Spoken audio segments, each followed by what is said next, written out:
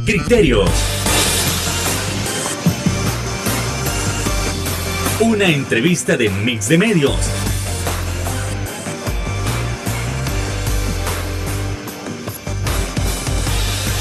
Que aborda frontalmente los problemas de El Salvador con los verdaderos protagonistas y plantea soluciones.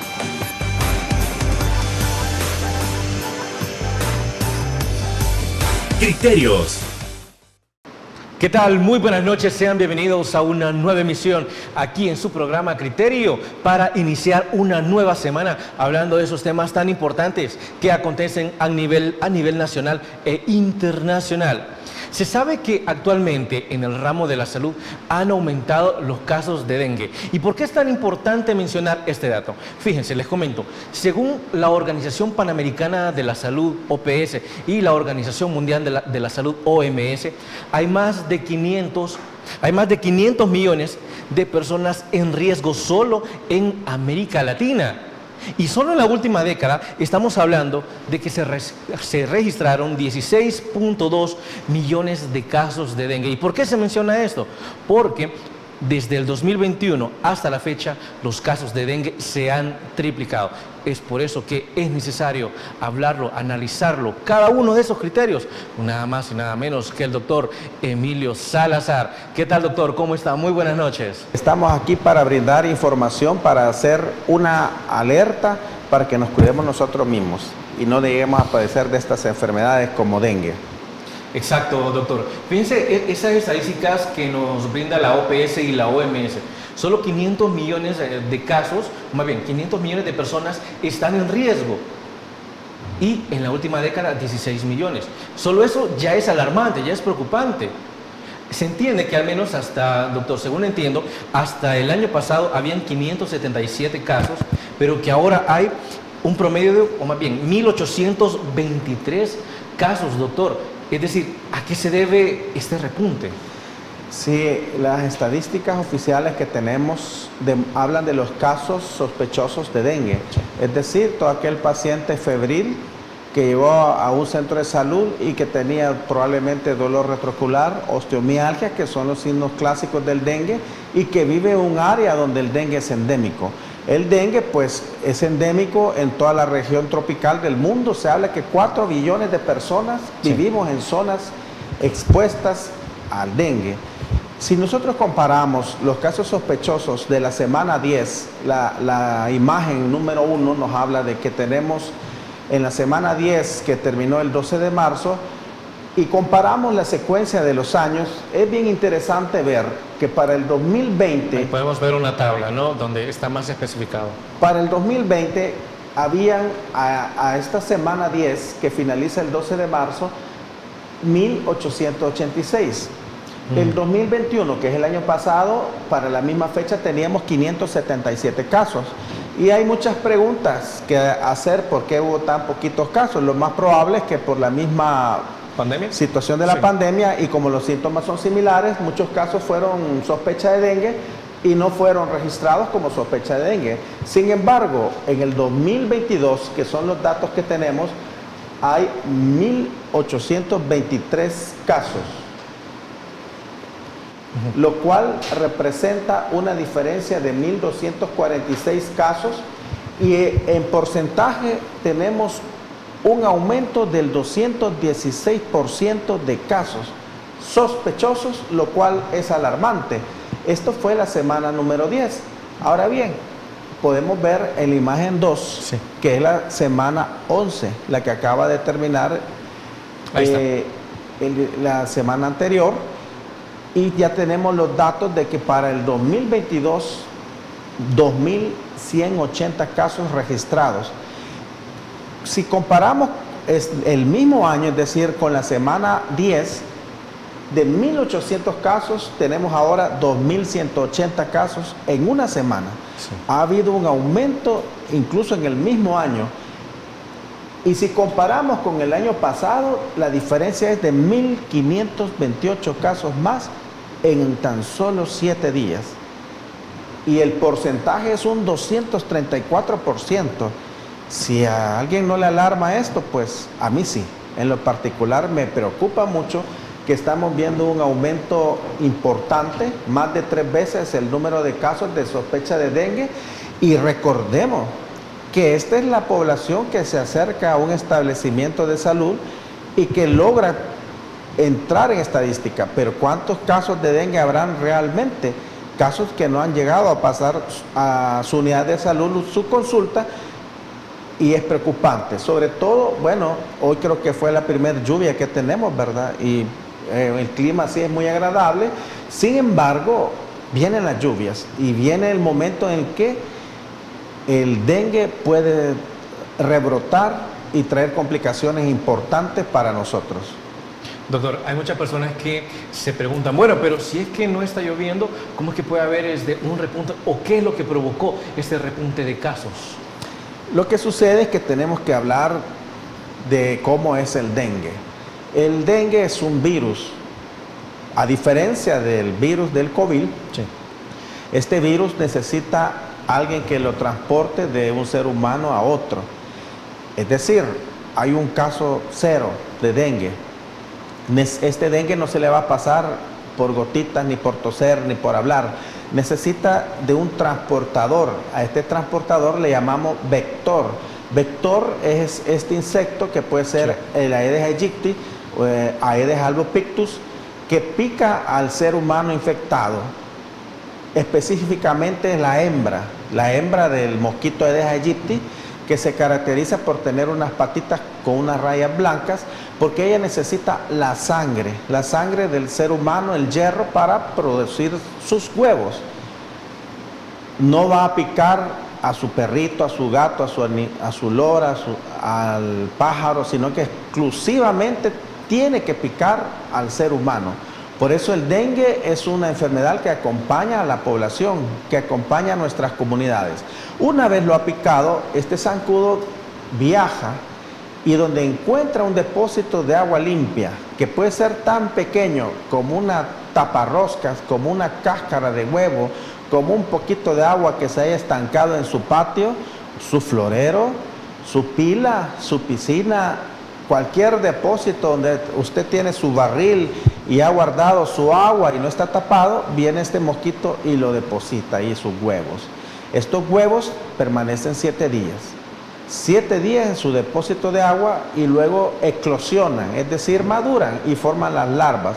Y luego estas larvas salen a la superficie y vuelven a picar. Lo preocupante es que un zancudo puede viajar hasta 800 a 2 kilómetros de distancia y a su paso pues va a ir picando a las personas y va a tener una alta capacidad de transmitir el virus y transmitir la enfermedad. Mencionar que es importante que el zancudo no padece la enfermedad, solo es el vector que lo transmite. ¿Por qué han aumentado los casos? Pues porque hemos dejado de hacer limpieza en nuestras casas y es una alarma porque ahora ya llovió y tenemos que saber qué tenemos que hacer para detener este incremento de casos, que nadie quiere que esto se convierta en una epidemia. Ya estamos cansados de recibir pacientes graves de COVID, de tantas enfermedades. El COVID, pues, ciertamente hay medidas de protección, pero no lo podemos en un 100% prevenir. El dengue, hoy por hoy, es una enfermedad totalmente prevenible, totalmente tratable, totalmente diagnosticable y que se puede evitar y podemos disminuir la mortalidad. Pero ¿quién se va a encargar de disminuir esta mortalidad? No es el intensivista, no es el Estado, es usted, mi ciudadano que me escucha, si hacemos hoy lo que tenemos que hacer. Doctor, en cuanto a la diferencia de casos sospechosos con casos confirmados, ¿en qué momento usted entiende que hay un caso sospechoso y cuál es la característica que termina de confirmar que en efecto es un caso de dengue? Los casos sospechosos son aquellos que cumplen fiebre de 2 y menos de 7 días de duración, los signos característicos de dengue como el dolor retroocular, la osteomialgia. Recordemos que dengue viene de una palabra que etimológicamente quiere decir la fiebre quebrantahuesos. En la historia le llamaban a esta fiebre la fiebre quebrantahuesos porque lo más característico de esta fiebre es un dolor de huesos insoportable. que estas son características sutiles, pero que hacen las diferencias con COVID, Zika, chikungunya y otras enfermedades, pero no son del todo confiables. Ahora bien, las pruebas diagnósticas no se pueden hacer a todos los pacientes por el alto costo y porque no tiene sentido. Sin embargo, actualmente contamos con la PCR para dengue, que es una prueba confirmatoria, y también contamos con las pruebas de anticuerpos IgG e IgM para dengue. Ambas deben ser interpretadas por su médico de cabecera. No podemos recomendarle a la población en general, mire, vaya y hágase la prueba del dengue. Lamentablemente en un país tropical, un paciente que tiene fiebre, pues los médicos tenemos que pensar en tantas cosas, en COVID, en Zika, chikungunya, en dengue, en malaria. Pero sí, lo que es importante es que la tendencia está aumentando y que la población debe aprender a reconocer cuándo puede tratarse de un caso de dengue y cuándo puede estar frente a signos de alarma. Y esto no es solo para dengue, sino para cualquier enfermedad, cuándo reconocer que su paciente está a un nivel más grave y cuándo necesita acudir a un médico o a un especialista para una mejor atención y salvar las vidas. Sin embargo, esto es lo que queremos evitar y la clave es la prevención. Pero actualmente hay tantas pruebas diagnósticas que podemos hacer en casos difíciles, en casos de gravedad, que nos ayudan a los médicos tratantes y a las personas a reconocer qué enfermedad le estamos, porque lo que puede ser bueno para COVID puede ser deleterio o malo para un paciente con dengue. Por eso es importante que siempre se informe, pero a la vez esté a la par con su médico de cabecera. Okay.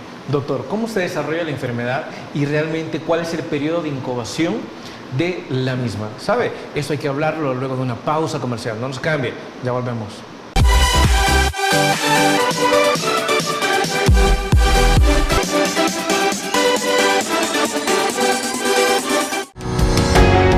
Samvar, una empresa que cree en la sostenibilidad ecológica y en la cultura de productos biodegradables en El Salvador, decididos a proveer las mejores soluciones en limpieza, porque cuidar el medio ambiente es tarea de todos.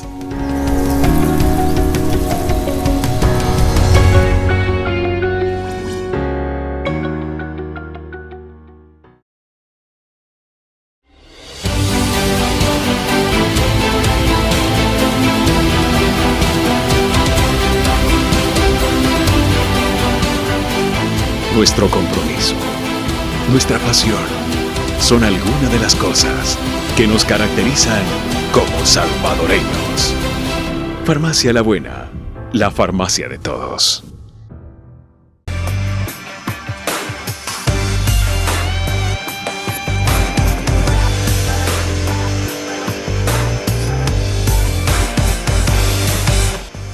Continuamos aquí en su programa Criterios analizando ese repunte de casos que sucedió o que está sucediendo con respecto al dengue, y también vamos a seguirlo analizando con el doctor Emilio Salazar. Es decir, ahora nosotros quisiéramos saber cuál es el periodo de incubación de la enfermedad. Doctor, le cedo la palabra. A ver, el zancudo pica al huésped. Y es importante para nosotros como médicos, cuando vemos las causas de fiebre, usualmente preguntamos, bueno, el paciente dice, tengo fiebre, tengo dolor de huesos, tengo dolor retrocular, y puede ser cualquier cosa, pero importante, nosotros preguntamos, mire, ¿le han picado los zancudos en las últimas 2 semanas? Sí, dicen los pacientes. ¿Ha viajado a algún lugar donde haya depósitos de agua, pantanos, etcétera? Entonces, desde la picada del zancudo hasta el primer síntoma, se habla de un periodo, algunos dicen 5 a 7 días de que el paciente empieza a desarrollar síntomas, pero puede haber rangos tan amplios como un periodo de incubación de 2 semanas. Por eso es importante, si hoy es su primer día, revise hacia atrás si en 2 semanas ha habido una picadura de zancudo o muchas picaduras de zancudo. Ese puede ser el origen de su enfermedad, el periodo de incubación. Luego vienen 3 fases: la fase febril, la fase crítica y la fase de convalecencia. La fase febril ocurre desde el primer día de la enfermedad hasta el 5.º día. Usualmente el dengue es bastante exacto en que presenta dos fiebres o dos fases, le llamamos una fiebre bifásica. La primera dura exactamente 5 días, es decir, día 1 empezó con fiebre, si el lunes empezó con fiebre, el viernes es el día que finaliza su fiebre. Y eso le hace también al clínico diferenciar, porque pocas enfermedades febriles son tan exactas como el dengue. Y luego viene otra fase en donde no hay fiebre, de unos 2 días de duración, y posteriormente puede presentar de nuevo fiebre al 7º día, pero es una fiebre menor que la primera. La fase crítica, bueno, la fase febril, que son los primeros 5 días, pueden haber fiebre, puede haber dolor de huesos, dolor detrás de los ojos, dolor de cabeza, dolor muscular, sensación de fatiga, postración, pero cuando cae la fiebre es el inicio de la fase crítica. La mayoría del dengue, en un 90% de casos, son leves y deben ser manejados en casa. ¿Cuál es el manejo del dengue? Pues el manejo del control de los síntomas, pero principalmente 2 cosas. Uno, una adecuada hidratación, porque los dengues que se complican es por fenómenos moleculares, inmunológicos, físicos, sí, pero que al final lo que hacen es que usted se deshidrata. Por tanto, la principal indicación, usted puede no tener hambre, puede no querer comer, puede no querer hacer nada, pero debe aumentar la ingesta de líquidos, porque eso puede salvar su vida. Y segundo, si usted sospecha que tiene dengue, tiene que bajar la fiebre. El único medicamento que puede utilizar en sospecha de dengue es el acetaminofén o paracetamol, porque todos los otros medicamentos que ocupamos en otras enfermedades y que son buenos, por ejemplo, para el COVID, que el ibuprofeno, que el diclofenac, que el ketorolaco, etcétera, pueden desencadenar o pueden ayudar a las complicaciones hemorrágicas de las enfermedades tropicales como dengue. Y los desaconsejo rotundamente como una forma de automedicación, a menos que un médico de cabecera pues se lo recomiende. El problema es en la fase crítica, que es cuando baja la fiebre y creemos que allí ya todo cursa para bien. Un pequeño porcentaje de pacientes son los que se van a complicar y evolucionar a una forma que antes le llamábamos dengue hemorrágico, pero que hoy basta decir un dengue grave.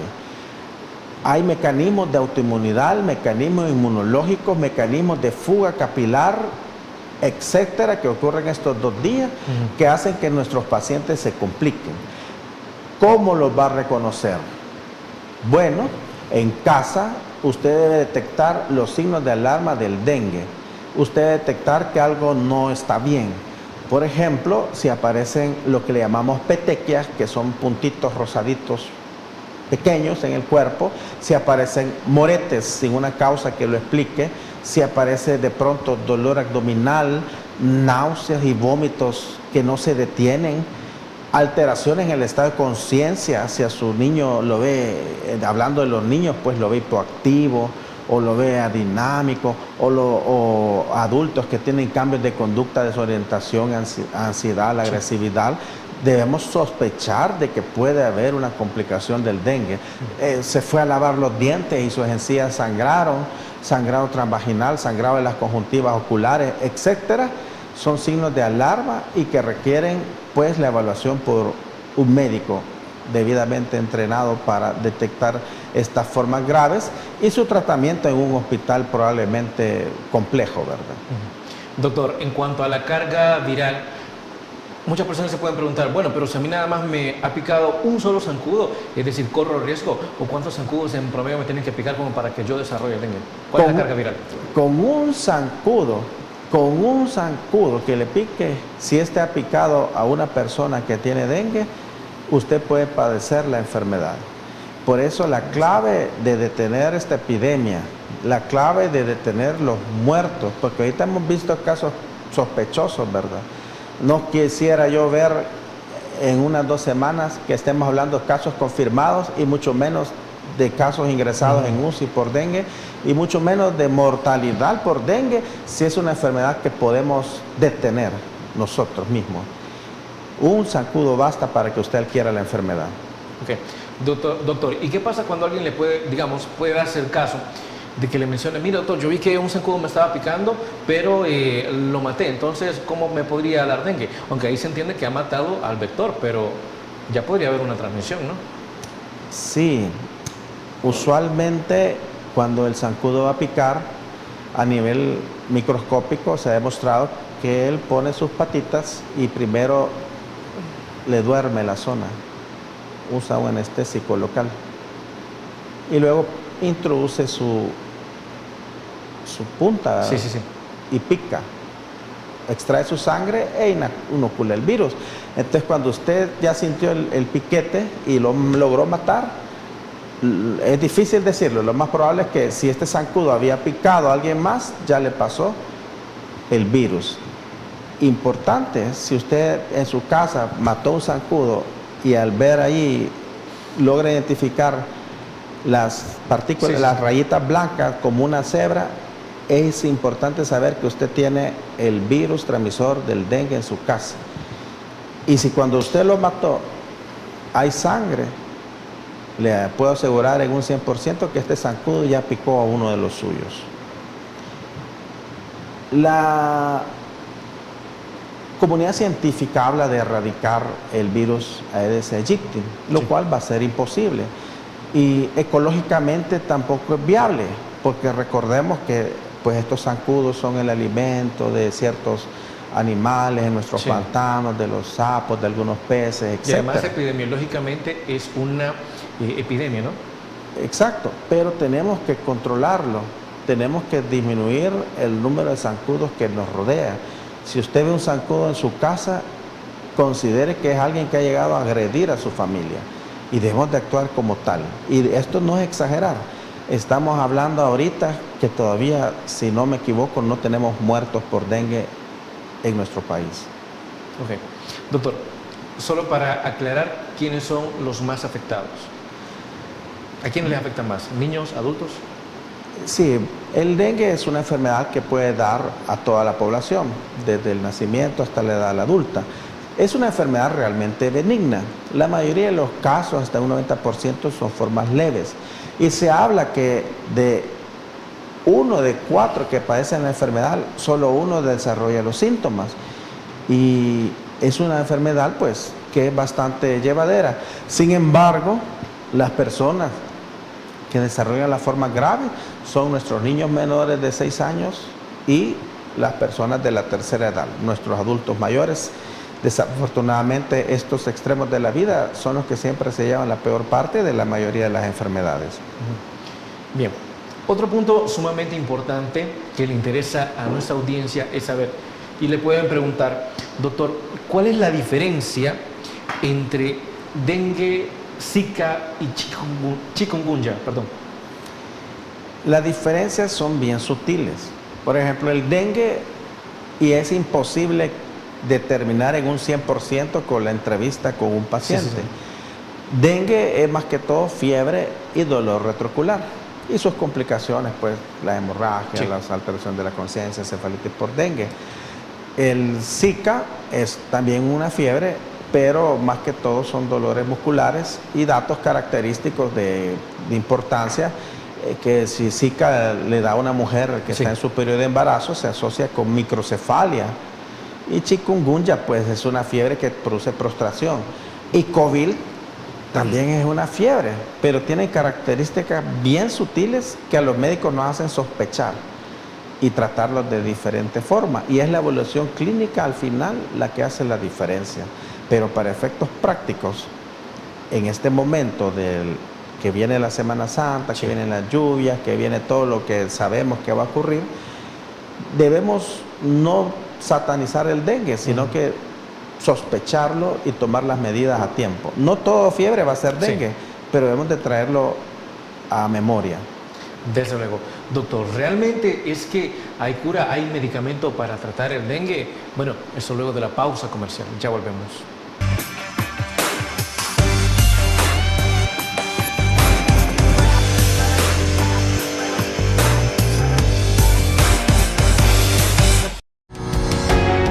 Samvar, una empresa que cree en la sostenibilidad ecológica y en la cultura de productos biodegradables en El Salvador, decididos a proveer las mejores soluciones en limpieza, porque cuidar el medio ambiente es tarea de todos.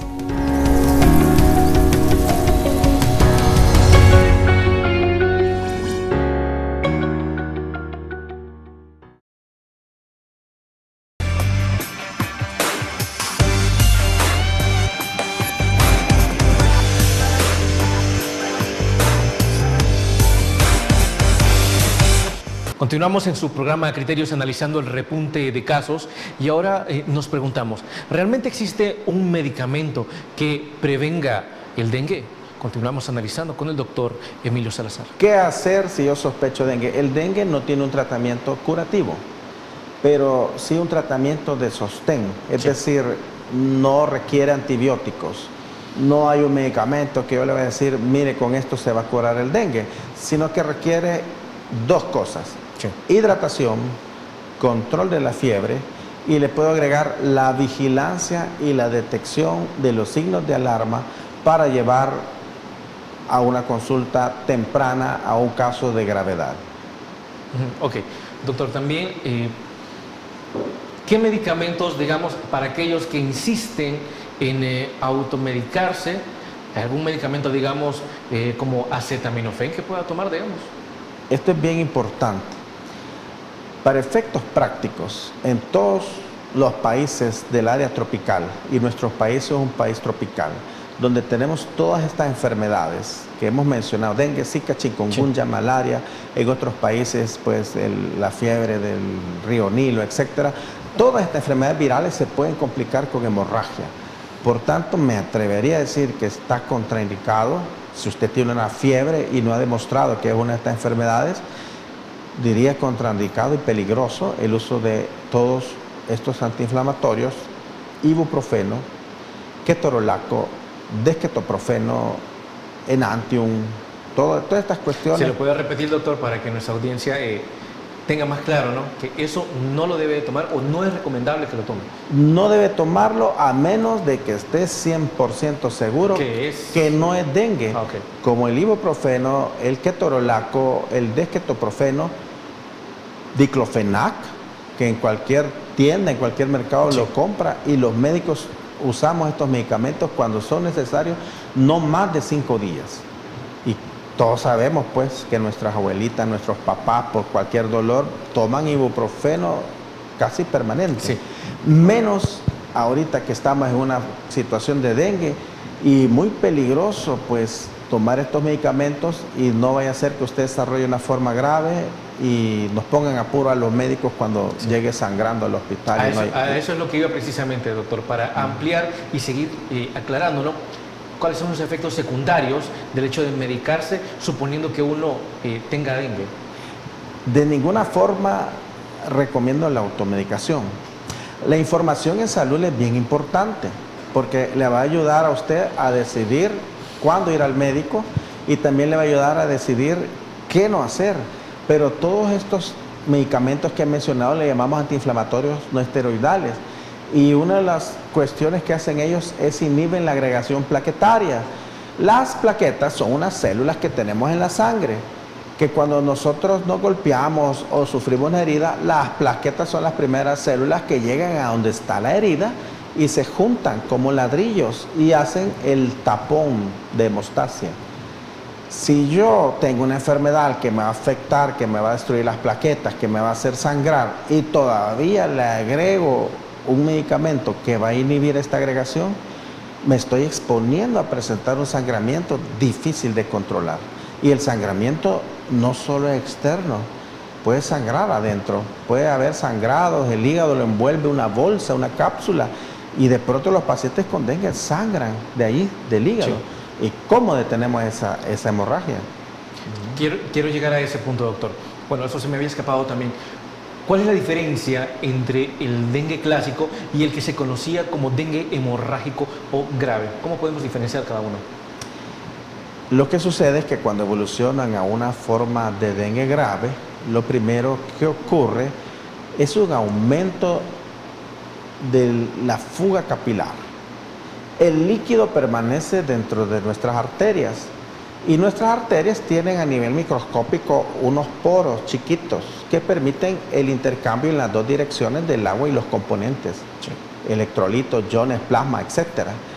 Cuando tenemos infecciones severas, no solo el dengue, hay un aumento de la permeabilidad capilar y toda nuestra agua que debe estar en nuestras arterias se fuga, se sale de las arterias y por eso nos deshidratamos. Por eso el pilar es la hidratación.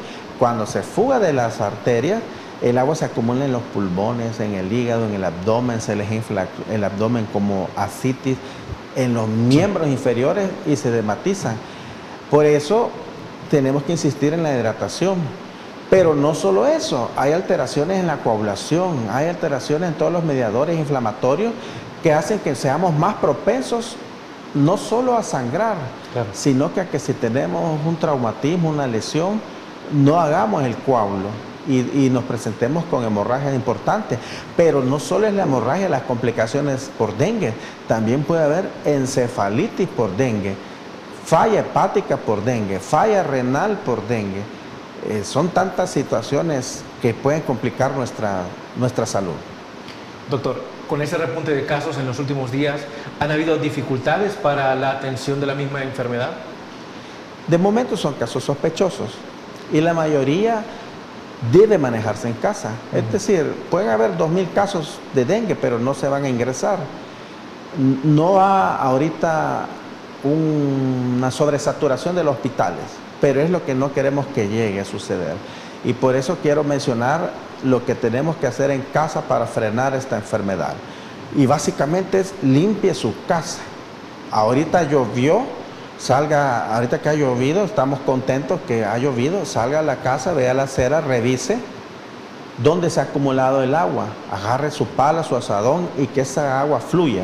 El agua de sus floreros, como ya vimos, los huevos tardan 7 días en convertirse en larvas, tiene que cambiarlas por lo menos al tercer día, pero no más de 7 días. No más, los 7 días son bien importantes. Su florero, su maceta, el platito donde le da comida al perrito, debe cambiar el agua antes de los 7 días. La pila debe cambiar el agua, todo el agua cada 7 días, agarrar un cepillo, lavarla, porque ahí es donde se depositan los huevitos, lavarla con lejía por lo menos 7 días, botar todo eso, depósitos que tenemos guardados, las llantas, todas las cajuelas, los taparroscas, las cáscaras de huevo, cualquier cosa que encontremos en nuestro patio, en nuestra calle, en nuestras aceras, que acumule agua, tenemos que agarrarlo y ponerlo en la basura, pues. Y tenemos que ir donde nuestros vecinos y tocarle la puerta. Josecito ya revisó su casa, ya limpió su casa, porque si solo nosotros limpiamos nuestra casa y el vecino tiene los criaderos, poco vamos a influir en esta incidencia, en este aumento de los números de casos confirmados. Ok, doctor, ¿pueden existir casos en que las familias decidan no ir a las unidades de salud o no ir a unidades de salud en primer lugar, ¿no? Porque pueden pensar, no, pero es que actualmente todo se está tratando, todo lo que se está tratando es meramente COVID, pero quisiera que descartáramos eso. ¿Es en efecto esto? Descartar el COVID. No. De que muchas familias no van a las unidades de salud porque dicen, no, pero es que ahorita solo están atendiendo casos COVID. Ah, no, eso es falso. Todos los médicos del MinSal, del Seguro Social, de la práctica privada, pues estamos listos para tratar cualquier tipo de enfermedades. Y sí es cierto que no es recomendable aglomerar las unidades de salud o los servicios de salud si sus síntomas son leves, ¿verdad? O no nos sentimos tan mal, pero sí es bien importante que nos informemos y sepamos detectar los signos de alarma para evitar las complicaciones más graves. Y evitemos sobre todo la automedicación. Puede consultar con su médico. Ahora las enfermeras también están, cada vez el nivel académico de enfermería es más alto, entonces también hay enfermeras debidamente entrenadas que también nos pueden orientar sobre qué hacer o no hacer en casos graves. Doctor, otro punto sumamente importante es, ya usted mencionaba las medidas de prevención como tal. Históricamente, o al menos lo que sabemos desde hace unas décadas, es que una muy, pero muy buena medida es la famosa untadita. Y aquí nos dividimos en dos sectores, en dos criterios. Aquellos quienes piensan que efectivamente la untadita sigue dando su fruto y es la mejor medida de prevención que puede haber en el caso de la limpieza. Y hay otros que ya desconfían porque dicen, bueno, pero es que los zancudos también han evolucionado tanto que se han vuelto resistentes a la famosa untadita. Entonces, quisiera que pudiéramos analizar estos, que pudiéramos descartar si en efecto ya la untadita no está haciendo mayor efecto. La untadita era la aplicación de algún aceite en la Sí. pila, ¿verdad? Que Sí con tiene, lejía, lavarlo, ¿no? Y todo eso. sí tiene efecto y es una de las medidas más importantes que podemos hacer. Si nosotros conocemos la fisiología o más bien la forma en que se transmite la enfermedad, el ciclo del zancudo, es maravilloso porque vemos que la naturaleza es perfecta y así podemos entender la importancia de hacer las cosas.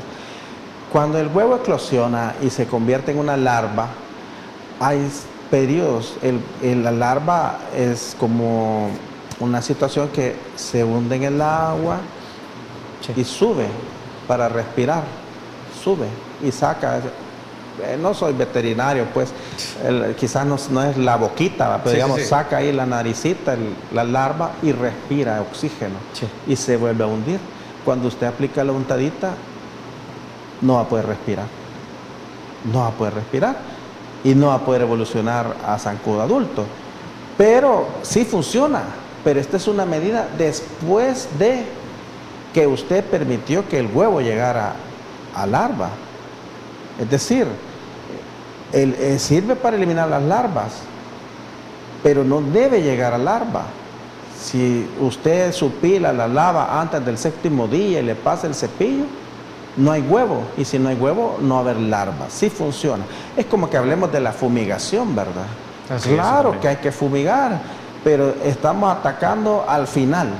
Estamos atacando al zancudo adulto. Como yo siempre digo, son medidas paliativas, ¿no?, las que se están aplicando, no preventivas. Exacto, y cuando usted fumiga, y hagámoslo, quítele el amor a $2 y compre su veneno si ve zancudo y hágalo. Pero cuando usted fumiga, el veneno actúa solo en el momento. Una vez cae al piso, ya no tiene mayor acción, porque elimina los zancudos adultos. Pero ¿para qué vamos a eliminar al zancudo adulto si podemos detener esto cuando es un huevo? Simplemente lavando nuestras pilas, eliminando todos los depósitos, utilizando el abate en nuestras pilas para que no crezca el huevo ni la larva. Por supuesto, si es de combatir esta enfermedad, hagamos la limpieza, hagamos el cambio de cada 7 días de nuestros depósitos, hagamos la untadita y fumiguemos. La idea es de que no tengamos demasiado zancudo, pues, y no tengamos formas graves de esta enfermedad. Ok, vamos a ir a nuestra siguiente pausa comercial, pero le dejo planteada la pregunta de igual manera. Si veo que en mi comunidad, en mi colonia, en mi pasaje, no llegan a fumigar, ¿hay alguna manera en que yo lo pueda pedir a las respectivas autoridades? Bueno, esto al regresar de la pausa comercial.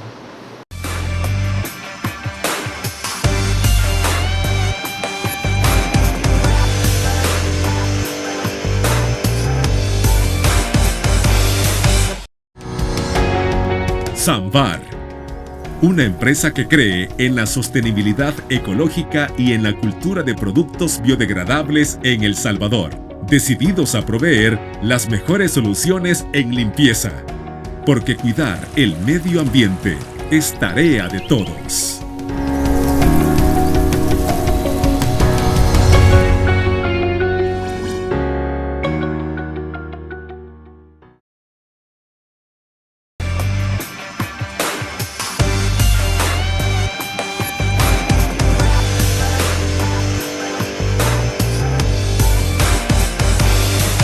Ya dejábamos planteada la pregunta, ¿qué pasa si en nuestra comunidad, en nuestra colonia, en nuestro pasaje, realmente no llegan las autoridades de salud a fumigar, digamos en este caso? ¿Es que podemos llamar a alguien o es que podemos acudir a la unidad de salud para solicitar que puedan llegar a nuestra colonia a fumigar? ¿Qué opina el doctor Emilio Salazar? Bueno, la pregunta es muy acertada. Realmente como médicos nuestra labor es ser médicos e informar en cuanto a la medicina del estilo de vida, la medicina de la salud, pero tenemos que decir lo bueno que está sucediendo, ¿verdad? Y quiero felicitar a nuestras autoridades, a las enfermeras, a los médicos, a todos los promotores de salud que el día de hoy me enteré que inicia una jornada masiva de vacunación en el país. Y sé que ahí van a ir nuestros promotores, ¿verdad? Esta gente cargando esas bombas y haciendo un gran esfuerzo bajo la lluvia el día de hoy, bajo el sol, y están fumigando. Es decir, las autoridades pues están haciendo lo suyo, pero en salud la información que estamos brindando es para que nosotros seamos responsables de nuestro autocuidado. ¿Y qué tenemos que hacer nosotros? La fumigación va a llegar a su casa. Las autoridades van a llegar, pero ahorita es cuando las escuelas, los maestros, las iglesias, nuestros sacerdotes, nuestros líderes, nuestros pastores, debemos organizarnos, nuestras directivas. Es decir, si está allí una colonia pequeña y tiene su directiva, o si no tiene directiva, siempre hay grupos que estamos pendientes de que nuestras colonias estén bien. Organicemos jornadas de limpieza. Revisemos en nuestras colonias que no haya nada en la acera. Jornadas de limpieza antes que jornadas de fumigación, ¿no? Exacto, sí. Exacto, porque la fumigación es más costosa, es menos efectiva, pero para limpiar, ¿qué necesita? Solo necesita sus manos y una bolsa, y a lo sumo una pala, ir ahí, mira, limpiar toda esa calle, todo ese pasaje, y quitar toda la basura, todo lo que pueda acumular agua, y el día que pase su camión de la basura, sacarlo. ¿Y qué está haciendo con eso? Evitando la muerte de un familiar por dengue. Insisto a la población, el autocuido. Las autoridades, nosotros los médicos, estamos haciendo nuestra parte, estamos estudiando, estamos leyendo, nos estamos preparando, estamos listos en los hospitales, en las emergencias, pero no queremos recibirlos, queremos que usted pueda frenar esta enfermedad. Hay una pregunta muy curiosa, doctor, y es respecto a la coinfección. Es decir, ¿es posible, con la actual pandemia y también con el repunte de dengue, tener COVID y dengue al mismo tiempo? ¿Es posible? Sí. A estas alturas, lamentablemente, quiero decirle a la población que la pandemia por COVID está todavía lejos de terminar y pasar una fase de endemia. Hace 4 días, Shanghái, la ciudad más importante, o una de las ciudades más importantes de China, una ciudad altamente industrializada, una ciudad altamente próspera en economía, ha sido llevada al confinamiento. Son 25 millones de personas que están en cuarentena, que les están haciendo pruebas por COVID, y el Omicron es la variante predominante y leve, pero puede haber coinfección, como ocurrió al inicio de la pandemia en Ecuador, que tuvieron ellos una epidemia de dengue y una pandemia de COVID y una coinfección. Pueden existir las dos enfermedades, potencializarse y ser casos lamentables. Esperemos que no sea así. La historia lo dirá. Ok, doctor. Vamos a nuestra última pausa comercial y ya volvemos para seguir ampliando sobre este tema tan importante. No nos cambien.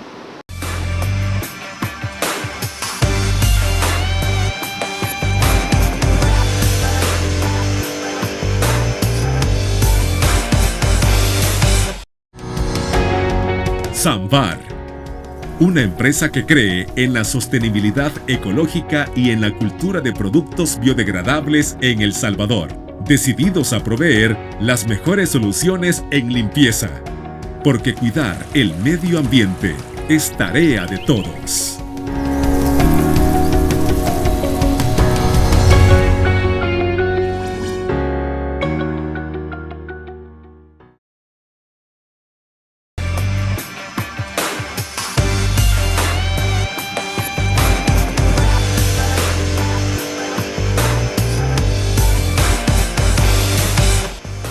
Y en resumen, para proteger a nuestra familia, ¿cuáles son todas esas medidas de prevención que nosotros debemos de tomar en cuenta para evitar que se propague el dengue? Es decir, aparte de la untadita, ¿qué más podemos hacer, doctor?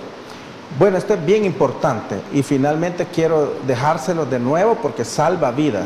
Limpie su casa, elimine los criaderos de zancudo, cambie las macetas, los floreros, use mosquitero ya sea en su cama o en las ventanas y en las puertas, use un repelente para zancudos, y fumigue, aplique veneno. Tenemos que hacer todo lo que esté a nuestro alcance para frenar el inicio, ni Dios quiera, de una epidemia por dengue en nuestro país.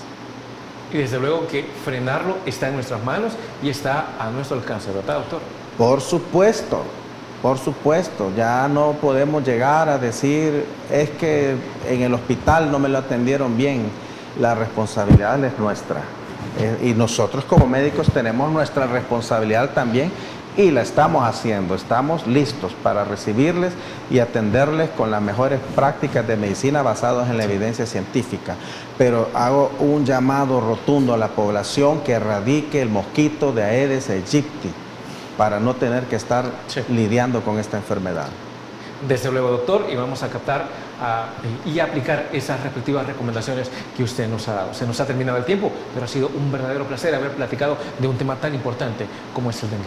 El gusto ha sido todo mío y si esta información ha sido útil y tienen preguntas, pues yo las puedo responder en mi Facebook, Dr. Emilio Salazar. Que Dios me les colme de muchas bendiciones y nos siga dando sabiduría y fuerza para protegernos de todas estas enfermedades. Así sea, doctor. Amigos y amigas televidentes, muchísimas gracias por haber iniciado esta semana con nosotros. Y recuerde que el criterio más importante en todo aspecto siempre lo va a tener usted. Que descanse. Criterios.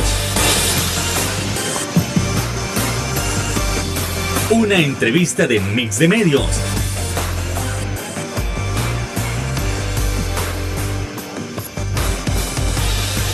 Que aborda frontalmente los problemas de El Salvador con los verdaderos protagonistas y plantea soluciones.